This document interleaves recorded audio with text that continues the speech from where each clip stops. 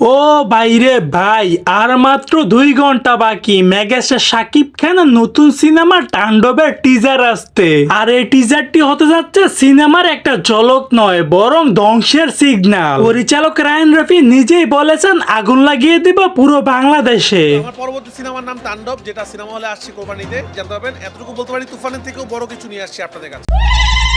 আর এই বক্তব্যই বোঝা যাচ্ছে টিজারটি হতে যাচ্ছে আগুনে ভরা, এক কথায় তাণ্ডবময়। আমাদের মেগাস্টার শাকিব খান তাণ্ডব সিনেমায় যে লুক নিয়ে ফিরছে তা এর আগে কোনো মুভিতে দেখা যায়নি। সোশ্যাল মিডিয়ায় ইতিমধ্যে শুরু হয়ে গেছে উত্তেজনা। প্রশ্ন একটাই, এই তাণ্ডব কি শুধু পর্দার মধ্যেই থাকবে নাকি সিনেমা হলের মধ্যে আগুন লাগিয়ে দিবে?